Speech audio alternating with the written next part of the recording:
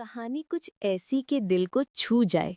दोस्तों, आपने अभी तक ऐसी कहानी नहीं सुनी होगी।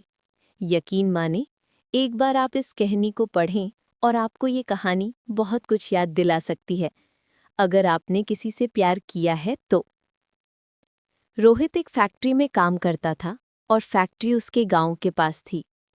तो सब लोग वहां जाते और 8 बजे से शाम 4 बजे तक काम करते।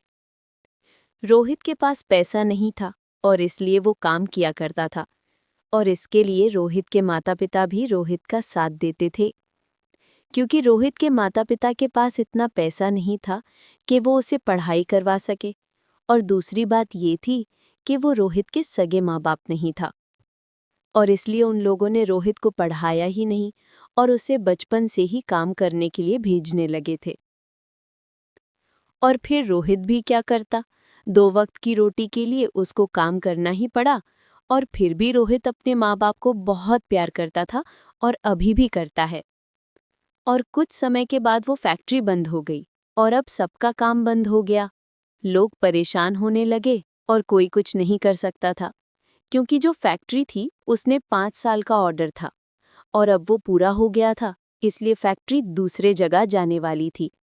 और अब जिसको भी काम करना है उसे फैक्ट्री के साथ ही जाना पड़ेगा।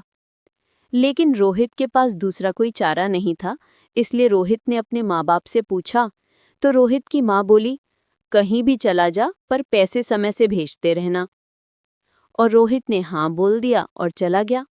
और फिर कुछ दिनों तक उस फैक्ट्री की लगाने में समय लगा, जिसका रोहित को महीने का पैसा दिया जाएगा। और फिर करीब 3 महीने तक फैक्ट्री लगती रही और अब फैक्ट्री बनने रेडी हो गई थी।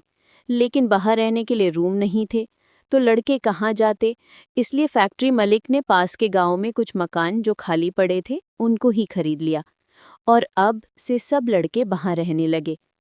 रोहित के मकान के सामने जहाँ रोहित रहता था, वहाँ ठीक उसके सामने कुआं था, जिससे सब पानी लेने जाते।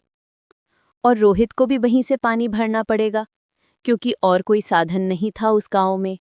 और गांव से 3 किलोमीटर दूर फैक्ट्री थी। और उस दिन तो रोहित सो गया। रोज जैसे ही सुबह हुए तो रोहित ने देखा कि कुआं पे बहुत सारे गांव वाले पानी भर रहे हैं, और अब रोहित भी वहां अपना बर्तन लेके पहुंच गया और खड़ा हो गया। लेकिन रोहित के पास पानी खींचने के लिए रस्सी नहीं थी, तो वो पानी कैसे निकलता। और फिर रोहित बहुत समय तक खड़ा रहा, पर किसी ने उसे ये नहीं कहा कि लो मेरे रस्सी से पानी निकाल लो। सब अपना अपना पानी भर के चले गए और रोहित अकेला रह गया। और फिर रोहित के पास में एक घर था, इसमें से एक लड़की निकल के बाहर आई और उसके हाथ में बाल्टी और रस्सी थी। और वो आई और उसने बाल्टी रोहित को दी और कहा, आप इससे पानी खींच सकते हो। और रोहित ने बाल्टी ले ली, पर उसे तो कुआं से पानी खींचना ही नहीं आता था। और फिर रोहित उस लड़की से बोला, आप 1 मिनट सुनिए, आपका नाम क्या?